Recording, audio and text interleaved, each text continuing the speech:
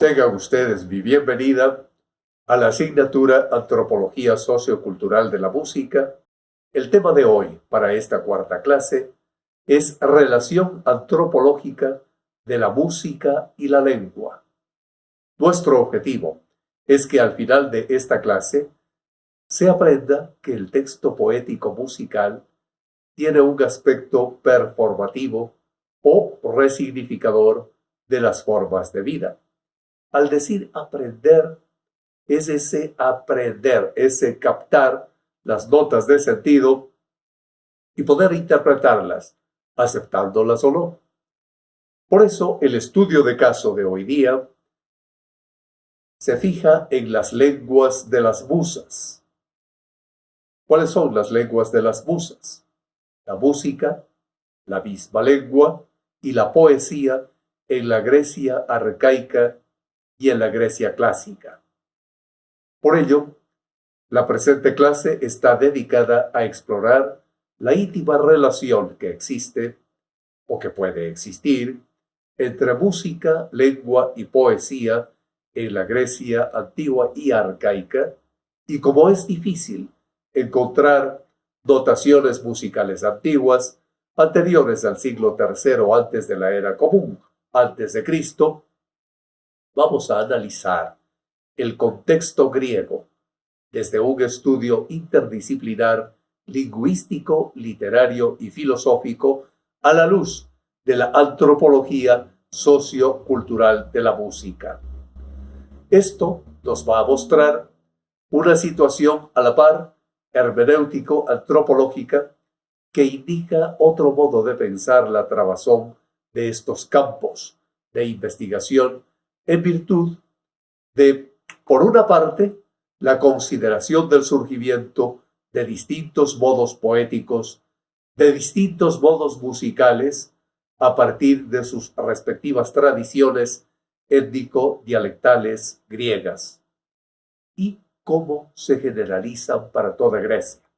También, en virtud, por otra parte, de la confluencia semántica entre poesía y música, unida con sus implicaciones ético-prácticas, y finalmente las relaciones de la lengua con el ritmo y el tono, así como con la música y el mito. A partir de estos puntos concluiremos, posiblemente, que lo poético musical no puede considerarse como una construcción añadida al lenguaje, sino que en su mismo continente está ya un tratamiento específico de los contenidos, lo que modifica asimismo la metodología sobre los campos estudiados. En una situación de entrada, podemos encontrar la conformación de la Hélade. Exploremos cómo se ha configurado el horizonte musical, lingüístico y poético en aquella Grecia arcaica, en aquella Grecia clásica, es decir, en la Hélade. De entrada, hay que recordar que lo que denominamos la Grecia arcaica o clásica es el conjunto de polis, que en griego, y en las letras griegas, se escribe poleis, pero, claro, se pronunciaría polis, producidas a partir de sucesivas oleadas esas migratorias indoeuropeas que entrañan la distinción entre diferentes etnias y con ello, lo que es especialmente relevante, los diversos dialectos griegos en cada región. Oleadas migratorias como son las oleadas del mar que circunda Grecia, de ese ultramar que pasaron hasta las costas del Asia Menor. Oleadas en etnias que portaban consigo dispares tradiciones poético-musicales. Así, por ejemplo, de un origen dorio, tenemos allí colonia del Asia Menor, colonia griega. Surge el canto coral. De otra colonia griega del Asia Menor, de Eolia, del Eolio, surge la monodia. Y del Jonio, otra colonia del Asia Menor, cerca de Troya, surge la poesía compuesta por metros y pies rítmicos. Convergían todas ellas en no tener producción musical polifónica en el sentido actual del término, según el cual en una composición hay distintas voces melódicamente independientes, sino que era homofónica, cuyas voces acompañaban a la voz principal, sea al unísono, sea a un intervalo de octava, o más tardíamente a uno de cuarta o de quinta. Conviene explorar que dentro de estas tradiciones había modos de hacer poesía distinta. Por ejemplo, no es la poesía yámbico-trocaica lo mismo que la poesía épico-dactílica, aunque ambos tipos de poesía se podría decir que pertenecen a un origen poético musical jónico. El resultado de esta convergencia de distintos pueblos generará la especial situación de presentarse por una parte la autonomía de las polis y las distintas variantes dialectales, pese a la diferencia de que de algún modo eran parte de lo mismo, ya sea en reconocerse como griegos o hablantes del mismo idioma, el elixir, ya sea en celebraciones atléticas, las panhelénicas, ya sea por último en las eventuales alianzas militares frente a las invasiones exteriores.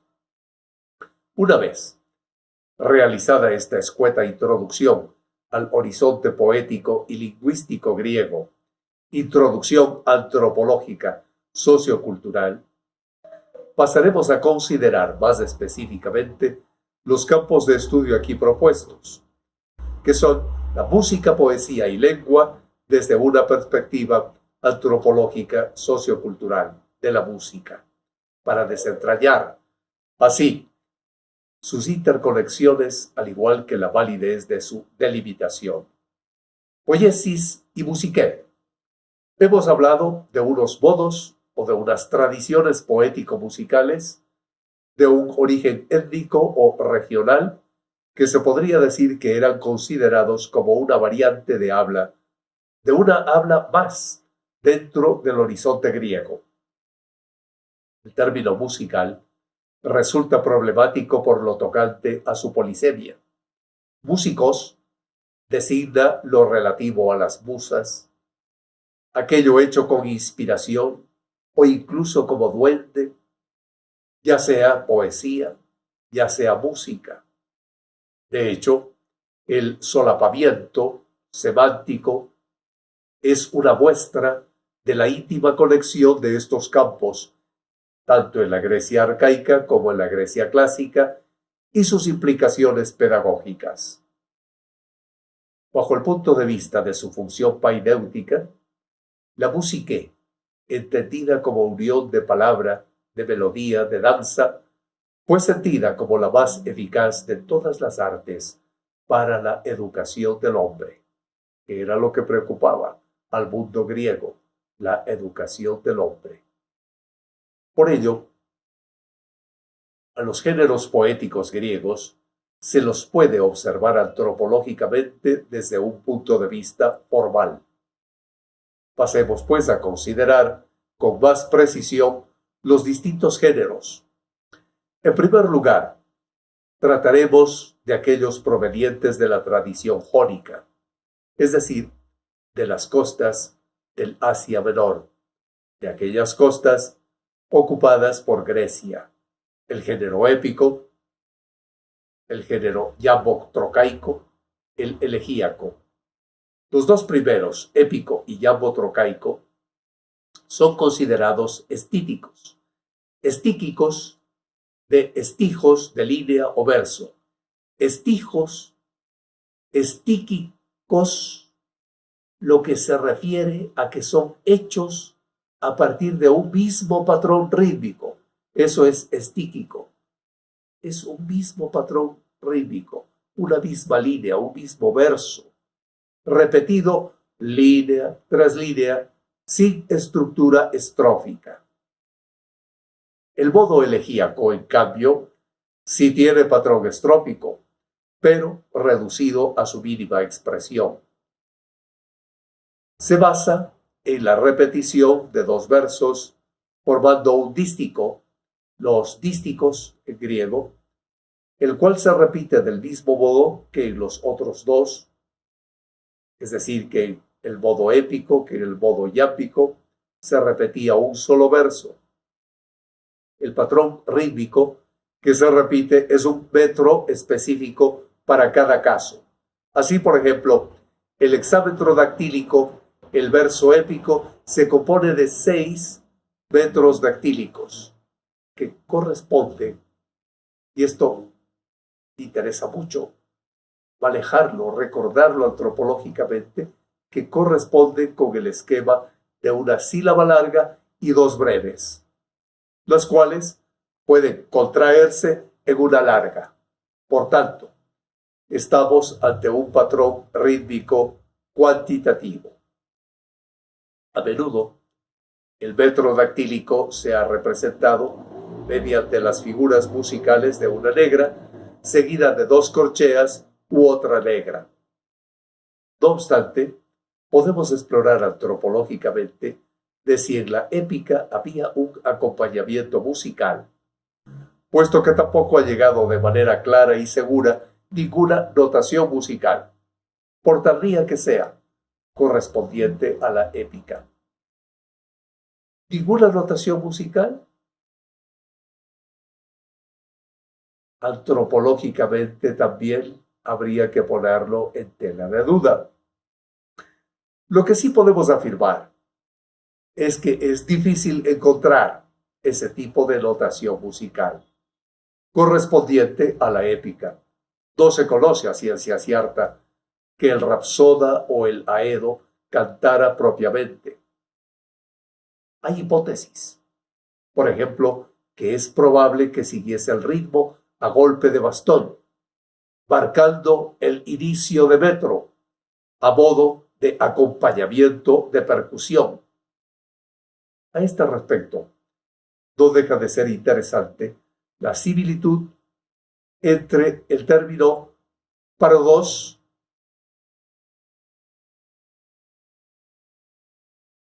rapsodos y rhabdos. Quedémonos con el término rapsodos y comparémoslo con el término rhabdos, que es bastón. Etimológicamente, la relación entre estos nombres ha sido rechazada. Sin embargo, nos sigue sonando algo que puede ser interesante dentro de nuestro análisis antropológico, porque la elegía procedente de la Frigia no se sabe si tiene alguna conexión formal con el modo armónico frigio, pero iba acompañada seguramente de algún instrumento de viento, ailos, pero es probable que también fuese, junto con la poesía yámbica, declamada y no cantada, pues una pareja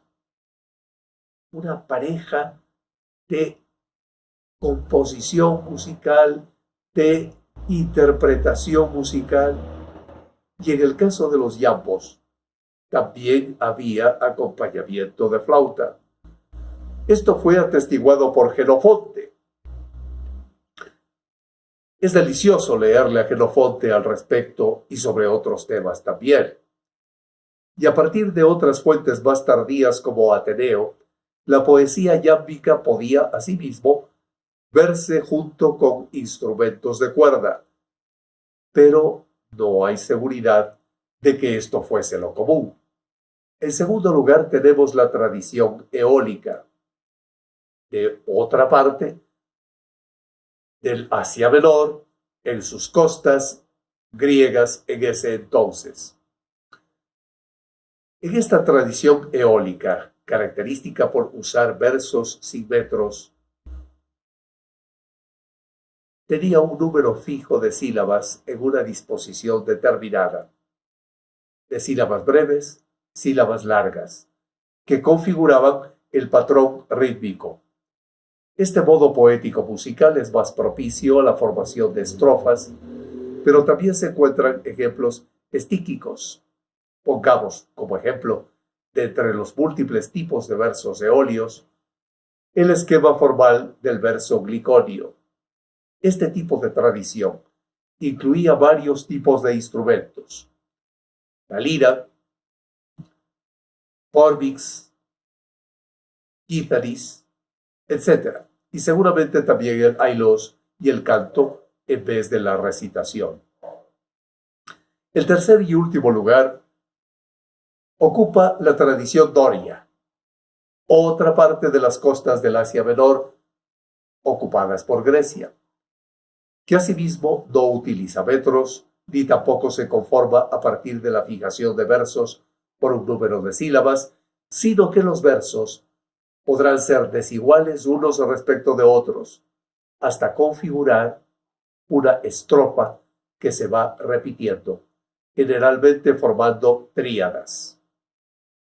Esta tradición es quizá la más apegada a la música que incluye, seguramente a una escala mayor, los mismos instrumentos que en el caso eolio, así como el canto, junto con la danza o con la interpretación o gesticulación dramática.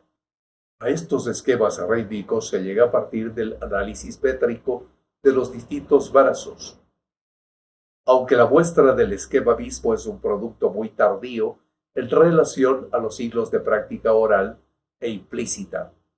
Ahora bien, el hecho de que la práctica derivase de la tradición oral y con el subsiguiente saber implícito, supuso que no hacía falta anotar o explicitar muchos aspectos, como, por ejemplo, las líneas melódicas, de las cuales parece ser que no hay notación, por lo menos mayor, significativa, que sea anterior al siglo V antes de la era común, antes de Cristo. Además, a este aspecto se le sumaría el que seguramente los aspectos melódicos tenían que ser sencillos, regulares y fáciles de seguir a compás por todo el coro, precisamente por la combinación, en el caso de la poesía coral, de la realización de pasos y figuras de danza, a veces, si no complejas, figuras aparatosas, y con un número de coreutas bastante crecido en muchos casos, de una o dos docenas y quizá más de 24 en ocasiones. Sin embargo, esta pérdida no debe hacer pensar que únicamente nos ha llegado un texto literario, sino que se encuentran los patrones rítmicos, según los cuales se declamaba o cantaba y tañía o tocaba los instrumentos musicales. Cuestión que a su vez tendrá implicaciones de índole ético-práctica, acerca del contenido, lo que se dice, y acerca del continente, el cómo se dice. En lo que se refiere a los patrones rítmicos, el metro dactílico puede racionalizarse como un compás de 2x4, donde la parte fuerte, ano, arsis, recaería en la primera sílaba y la parte débil, cato, basis, en la otra parte del metro. En la misma línea se ha interpretado el trímetro iámbico como un 3x4. No obstante, la consideración del compás es polémica, pues acerca del mismo tipo de verso puede haber distintas interpretaciones. Problemática mucho más palpable cuando se consideran los patrones rítmicos eolios o los patrones rítmicos dorios, en tanto que no operan a partir de metros, por lo que los distintos intérpretes se ven obligados a realizar múltiples cambios de compás en el mismo verso para cuadrar las cuentas. En torno a lengua, ritmo, tono, tratemos ahora ciertas cuestiones referentes a la relación que tiene la lengua con el ritmo y con el tono. Este procedimiento nos llevará a una suerte de hipótesis genealógica antropológica, al considerar en la misma estructura lingüística ya una apertura al ámbito poético, rítmico y musical, donde las variantes de habla de género poético-musical griegas serían un caso extremo. Para ello, se compararán aspectos lingüísticos de ritmo y de tono, así como la relación entre música, lenguaje y mito, con la situación griega en la que hemos considerado lícito estimar los distintos géneros como variantes de habla del griego clásico. En lo que respecta al ritmo, encontramos que toda producción lingüística, así como en general cualquier cosa, está insertada en fluctuaciones rítmicas para adquirir estatuto como cosa. Veamos esto desde una perspectiva antropológica, musicológica. En un instrumento de percusión, para que un silencio tenga estatuto como tal en una serie, este debe tener una duración determinada, esto es, ser finito, discontinuo y contraponerse a otro distinto de sí, a saber, los sonidos, alternancia, que a su vez se delimitan en oposición a otros sonidos o silencios. Retorno.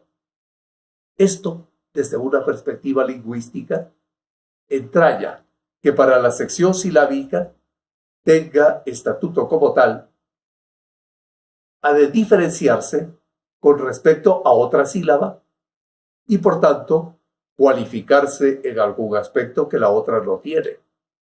Tal aspecto será, por ejemplo, la oposición entre acentuada y no acentuada, o también, en el caso del griego clásico, entre larga y breve. Pues bien, la oposición lingüística entre sílabas marcadas y sílabas no marcadas rítmicamente, que se encuentra íncita a toda producción lingüística, puede verse modificada por la práctica poética que fija la regularidad con la que el ciclo marcado o no marcado se produce, lo cual significa el paso de la rítmica a la métrica. No obstante, no hay que confundir. No hay que confundir el origen de la métrica a partir de la rítmica con que éstas se identifiquen entre sí, puesto que la métrica, en tanto que artificio sobre la lengua, artificio sobre la música, podía modificar rasgos como la cantidad silábica según las necesidades de la composición. Esta regulación métrica, junto con los mencionados giros sintácticos, términos, temáticas específicas, harían del lenguaje poético un modo de hablar especialmente solemne y relevante, bien distinto al habla cotidiana y pedestre. Ese pexos logos, decir de a pie, eso sí, que la práctica poética fije la regularidad del ciclo rítmico, no supone que el poeta elija componer en verso épico o en verso yámbico, sino, según se trate de ciertas cuestiones en y acerca de un contexto determinado, se dice de ciertas maneras. Con otras palabras, no es tanto lo que uno elija. Recuérdese lo dicho de que no es un saber o no es una técnica, sino lo que dicte en los oídos la musa, que en el caso de la teogonía de Hesíodo, bello canto dieron. Dice, calón edidaxan, eso dice Hesíodo. Ese calón edidaxan aiden, que en este caso fue de forma hexamétrica. Por ende, no es una variante de habla cotidiana, sino que es una variante de habla poético-musical. Esto es, la lengua de las musas. Por ello, no es que al lenguaje se le añada ritmo, sino que así como no puedo discurrir de ritmo o de otra cosa sin algún lenguaje. Así no puedo hablar ni decir nada sin algún ritmo. Ritmo el cual está presente en todas y cada una de las cosas y que en la variante de habla de género aparece en una sucesión aritmética. En lo que respecta al tono, nos remitimos al estudio de las modalidades de frase según la altura del tono que se vaya usando, donde se distingue estas tres alturas. Un tono normal de habla, uno más alto, usado por ejemplo en el final de las interrogaciones, y otro más bajo, en el final de las enunciaciones. Las modalidades de frase son, a grandes rasgos, 5. Evocar o llamar, bendecir o maldecir, ordenar o rogar, preguntar y por último, decir o enunciar. Pues bien, la distinción pragmática entre estos tipos en muchas ocasiones solo se puede dilucidar únicamente por el tono de frase usado. Y de hecho, se llega a señalar que conocer el sentido de una frase por el significado de las palabras o por la abstracción mental que ellas produzcan son procedimientos posteriores, son procedimientos fundados de algún modo en los musicales, y bien podemos concluir que en el origen del sentido de una frase consistía en su música, con añadimiento de algunos gestos. A esto añade la hipótesis de que probablemente tanto el bebé como también desde una hipótesis mítica, las primeras sociedades humanas comenzaran a aprender el idioma precisamente gracias a los distintos tonos de las frases que se usen. Muy interesante. Por ello, vemos que esta correlación entre tono y significado es concordante con los enfoques estructuralistas que consideran que la estructura formal, sea del lenguaje, sea de la música, el mito o incluso de las matemáticas articulada a partir de un sistema de sonidos y un sistema de sentidos, donde desde la selección de signos, notas, sílabas y su combinación se traban las frases lingüísticas o melódicas. Ahora bien, esta articulación es distinta según qué campo se trate. Esto es lo que nos ofrece ayuda para entenderlo la antropología sociocultural de la música. Ahora bien, esta articulación es distinta según qué campo se trate. En la lengua encontramos igualmente patentes ambos sistemas, lo cual no ocurre en el caso de la música o el mito, en los que se produce respectivamente carencia de sentido y carencia de sonido. De esta manera, las estructuras musicales están desplazadas hacia el lado del sonido, menos el sentido. Las estructuras míticas están desplazadas hacia el lado del sentido, menos el sonido. Si la música y la mitología se definen cada cual por su lado, como lenguaje al cual se le hubiera quitado algo, una y otra aparecerán como derivadas con respecto a él. En esta hipótesis antropológica, música y mitología se tornarán subproductos de una traslación de la estructura operada desde el lenguaje.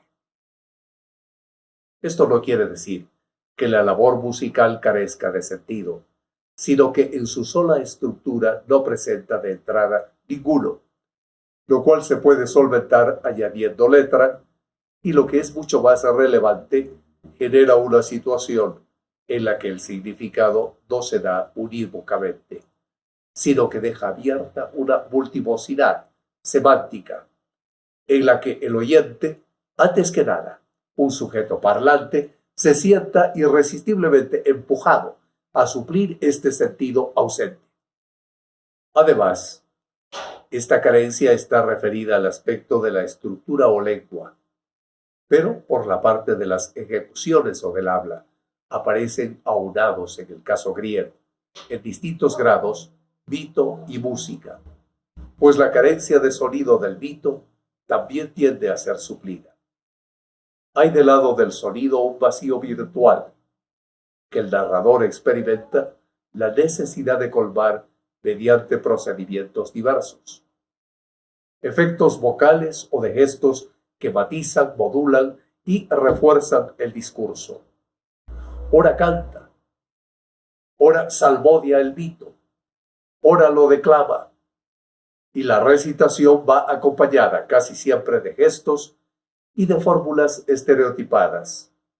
Así, en cada género poético musical hay un equilibrio distinto de estos dos polos. Equilibrio distinto de estos dos polos parece ser la clave antropológica, porque hay una mayor primacía del respecto mítico, desde la casi completa ausencia de la música en la épica hasta un mayor peso en la tradición eolia y doria. Los intervalos y el ethos poético musical aparecen aquí. Al comienzo de esta clase, se dijo que no había en Grecia una mayor explicitación teórica de los presupuestos poético-musicales de sus composiciones, pero sí había en cambio reflexión acerca de los intervalos y de las armonías, por cuanto expresaban el orden del mundo o implicaban modelos, o en algunos casos enfrentados de la paideia o educación. En el caso de los intervalos podemos encontrar, aunque de un modo textual difuso, la medición de los intervalos musicales en el contexto pitagórico a través del triángulo equilátero del tetractis. En la disposición de los puntos que forman el triángulo se encuentran, entre otras cosas, en principio no relevantes para esta temática, los distintos intervalos según qué longitud de tramo se use una cuerda que en cada caso está a la misma tensión. Conforme a esto, el primer punto respecto de los dos siguientes corresponde con la octava. Los dos puntos en relación con los tres siguientes son la quinta. Y por último, los tres puntos con respecto a los cuatro finales conforman la cuarta. Por otra parte, la distinción clásica de las escalas y los modos de origen musical griego es mucho más tardía que la época que nos ocupa. Empero, que no hubiese teoría musical explícita no significa que tales modos no existiesen desde mucho tiempo antes. Así, encontramos en Platón, en la República, en el verso 399a, la distinción entre la armonía lidia mixta, la armonía lidia tensa, la armonía jonia, la doria, la frigia. No obstante, en ese mismo pasaje platónico se dice que por lo que toca a la armonía y ritmo, han de acomodarse a la letra. Caimenten que armonían, kai ritmona, glycein deito logo. Cuestión que apoya, nuevamente, el estudio del verso griego como englobador de los aspectos lingüísticos, rítmicos, musicales, y que en definitiva describe la poca elaboración musical griega si la comparamos con lo que ha devenido después la música occidental, debido con toda probabilidad a la mutua dependencia entre esos campos antropológico-musicales y su falta de total autonomía. En lo que respecta al ethos poético-musical, la figura central es Damón de Atenas, y no obstante, apenas quedan fragmentos de él. Pero, de quien se dice que influyó en los pitagóricos, de quien se dice que influyó en Platón, y que dentro de las distintas armonías consideraba que únicamente la doria y la frigia inducían a la virtud. Esto se explica ya por la aducida cuestión de que el término musique recoge toda una serie de manifestaciones culturales que para nosotros antropológicamente están separadas. Es decir, la armonía musical se consideraba beneficiosa o perjudicial en la medida en que su práctica iba acompañada de un tratamiento específico del contenido tanto de la danza como de la gesticulación, que impulsaba y enseñaba ya sea a la valentía, ya sea al bien público, ya sea al hedonismo, ya sea al goce particular. Por ello, el hombre bien instruido y culto era el musicos aner, el hombre músico, quien de veras era armónico en su vida, como indica el Laques de Platón. El Laques de Platón en el verso 188d, en el que dice Platón, más o menos de esta manera, que me complazco extraordinariamente al contemplar, dice Platón, al que habla, y lo que habla en recíproca conveniencia y armonía. Y me parece, en definitiva, sigue diciendo Platón, que el hombre de tal clase es un músico que ha conseguido la más bella armonía, no en la lira ni en instrumentos de juego, sino al armonizar en la vida real su propio vivir con sus palabras y hechos. Y termina diciendo Platón que esto lo hace sencillamente al modo dorio. En esta línea platónica se halla esclarecedoramente también otra obra platónica, el Fedón. En el verso 60e, donde Sócrates dice que en sueños una voz le exhortaba y le decía, Sócrates, haz música y aplícate a ello. Y claro, sigue diciendo este pasaje que en su vida pasada creía que el sueño le exhortaba y animaba a lo que precisamente él hacía, como los que animan a los corredores. Hasta ahora se ve eso. Y a mí también el sueño, dice, en el Fedón, me animaba a eso que yo practicaba, a hacer música, en la convicción de que la filosofía era la más alta música y que yo la practicaba, escribe Platón. Frente a estos datos griegos, clásicos, ¿qué implicaciones hay? El desarrollo que hasta aquí hemos realizado tiene varias consecuencias metodológicas. En primer lugar, resulta ilícita la precisa separación de los campos mencionados. No hay que separarlos antropológicamente desde la antropología de la música, dado que, como hemos intentado presentar, estos campos están constitutivamente unidos en la Grecia arcaica y en la Grecia antigua. Y otra cuestión será por la cual la actual manera de compartimentar, es decir, dividirlos como en cajoncitos, de compartimentar aquellos campos, aquellos estudios, se privilegian según de qué disciplina se parta, de unos o de otros campos, si bien la interconexión de los campos modifica considerablemente el estatuto individual de cada uno.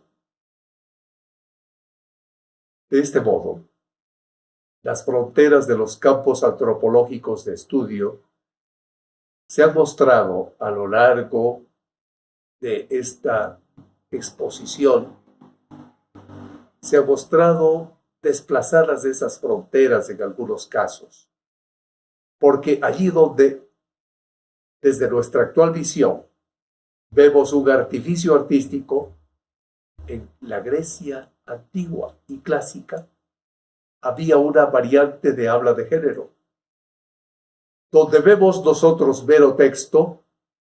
En Grecia estaba el patrón rítmico, al que tenían que ceñirse tanto la recitación como los instrumentos musicales. En esta línea quisimos hacer patente que el lenguaje, tanto el griego como el moderno, opera por fluctuaciones rítmicas que en su modulación habíamos encontrado parte de los géneros poéticos griegos. Asimismo, frente a la explicación del sentido del lenguaje a partir de las imágenes mentales del hablante, habíamos encontrado que la modulación tonal del habla era con respecto al significado no solo una posible causa, sino también el actual modo de distinguir en determinados contextos un significado de otro según las distintas tonalidades de frase. Así, en primer lugar, en los géneros griegos, el tono de las frases estaba asimismo regulado según las exigencias poético-musicales. En segundo lugar, se estaría cometiendo un anacronismo si se aplicaran las categorizaciones modernas de la literatura al ámbito heleno por las siguientes razones.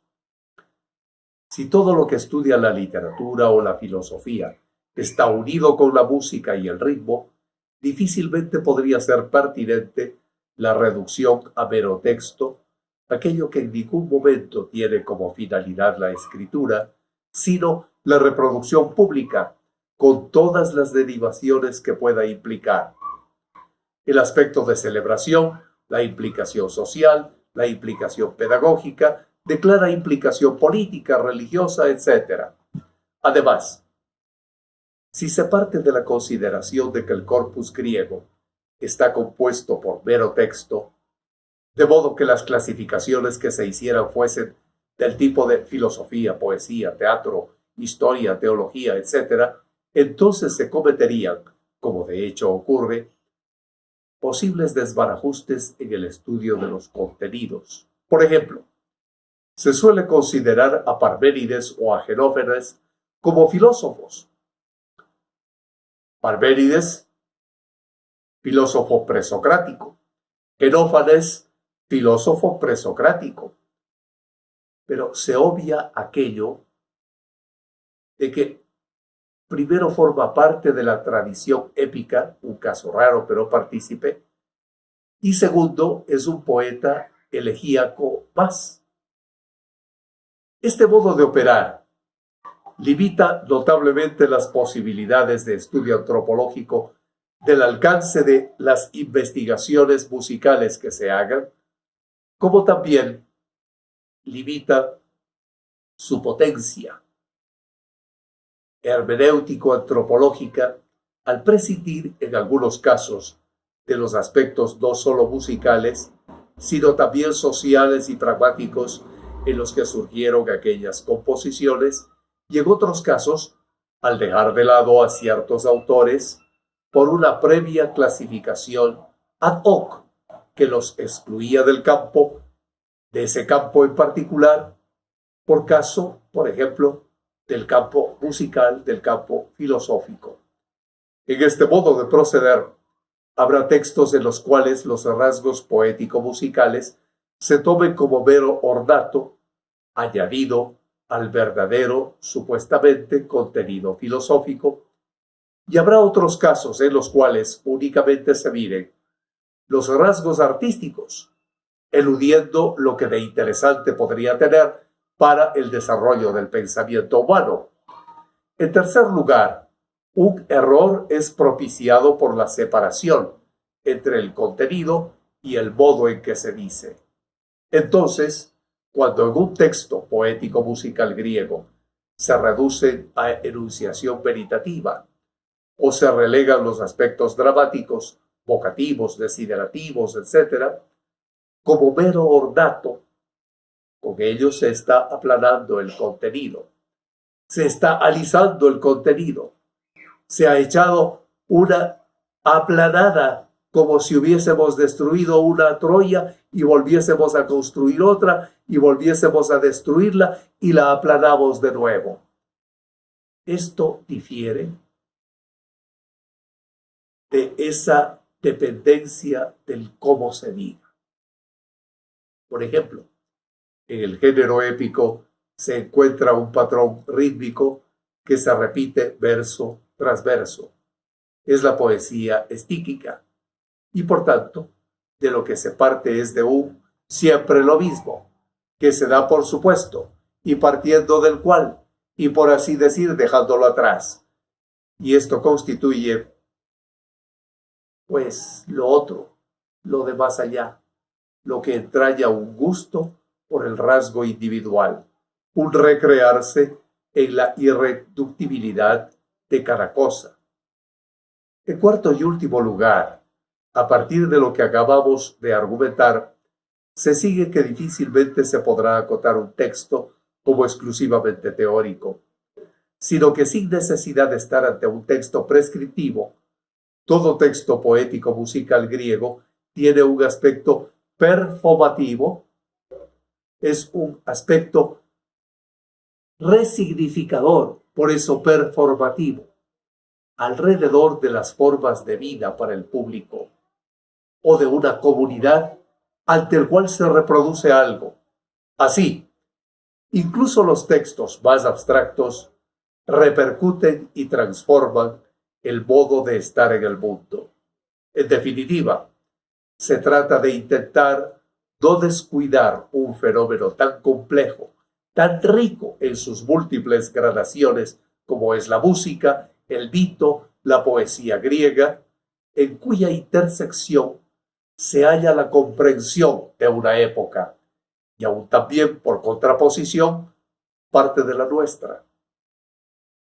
La presente clase estuvo dedicada desde el principio a explorar antropológicamente la íntima relación entre música, lengua y poesía en la Grecia antigua y arcaica como un estudio de caso para nosotros.